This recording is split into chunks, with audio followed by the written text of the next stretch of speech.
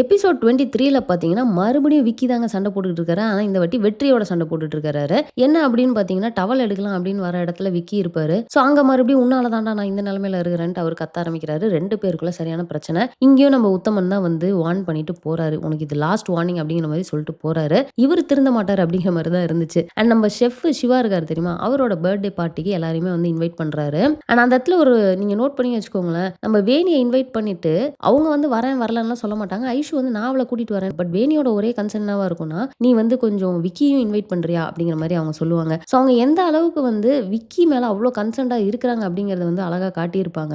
ஆனா அந்த சைட் பார்த்தீங்கன்னா, நம்ம விக்கி வந்து டோட்டலா அப்படியே ஸ்ரீநிதி கிட்டயே வந்து பேச ஆரம்பிச்சுடுறாரு. அண்ட் அவரு பார்ட்டிக்கு வரல அப்படின்னு சொல்றப்ப கூட நம்ம ஸ்ரீநிதி வந்து நாங்க வரோம். அவங்கலாம் வந்து பார்த்து நம்ம ஏன் பயப்படணும்? நம்ம போறோம், என்ஜாய் பண்றோம் அப்படிங்கிற மாரிலாம் பயங்கரமா சொல்றாங்க. ஆனா அதுக்கேத்த மாரி நம்ம விக்கியும் பார்த்தீங்கன்னா, உனக்காக மட்டும் வரேன் அப்படின்னு வேற ஒரு டயலாக் ஒண்ணு போடுவாரு.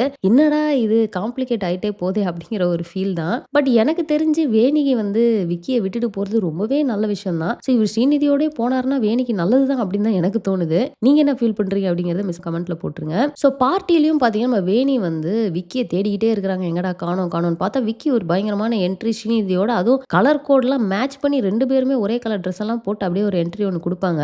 அவரு பார்த்தீங்கன்னா இவங்க இருக்கிறதே கண்டுக்காம ஓரமா போய் உட்காந்துக்கிட்டு பயங்கரமா 2 பேரும் சேர்ந்துட்டு ஸ்மோக் பண்றது, ட்ரிங்க் பண்றது, டான்ஸ் பண்றதுன்னு பயங்கர ஃபன் பண்ணிட்டு இருக்காங்க. அத பார்த்து நம்ம வேணிக்கு இந்த பக்கம் செமையா வந்து டென்ஷன் ஆகுது. இவங்களும் பயங்கரமா ட்ரிங்க் எடுத்துட்டு போய் நேராவே வந்து விக்கிட்ட பேச ஆரம்பிச்சிடுறாங்க. நீ ஏன் இப்படி பண்ற? என்கிட்ட பேசு. எனக்கு நீ வேணும். எனக்கு நீ மட்டும் தான் முக்கியம்னு எவ்வளவோ பேசுறாங்க. ஆனா நம்ம விக்கி பார்த்தீங்கன்னா செம கோவப்படுறாரு. ஆனா அந்த இடத்துல தேவையில்லாம ஸ்ரீநிதி உள்ள வராங்க.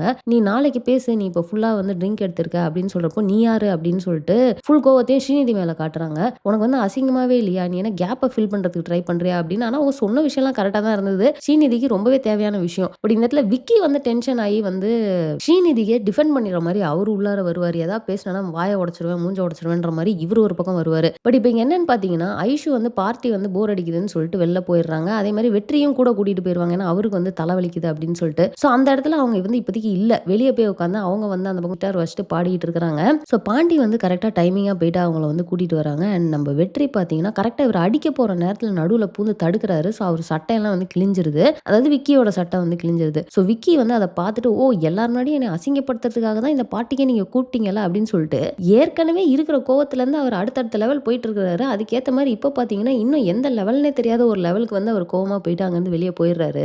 ஆனா நம்ம வேணி வந்து விக்கிட்ட போய் பேசினதெல்லாம் வந்து ரொம்பவே பாவமா இருக்கும். அதாவது உன்னை வந்து ஒரு தேர்ட் பர்சன் மாதிரிலாம் என்னால பார்க்க முடியல.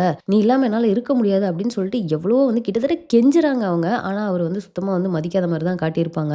ஸோ எபிசோட் 23ல பார்த்தீங்கன்னா அவ்வளோதாங்க நடந்துச்சு. அண்ட் எபிசோட் 24ல என்ன நடந்துச்சு அப்படிங்கிறத ரிவ்யூ பண்ணி நெக்ஸ்ட் ஒரு வீடியோல போடுறேன். அதில் பயங்கர இன்ட்ரெஸ்டிங்கான ஒரு விஷயம்லாம் நடந்துச்சு. ஸோ மிஸ் பண்ணாம பாருங்க. ஸோ இந்த வீடியோ உங்களுக்கு பிடிச்சா லைக் பண்ணுங்க, உங்க ஃப்ரெண்ட்ஸ் எல்லாத்தையுமே ஷேர் பண்ணுங்க, மறக்காம சேனலை சப்ஸ்கிரைப் பண்ணி சப்போர்ட் பண்ணுங்க. தேங்க்ஸ் ஃபார் வாட்சிங். Bye by.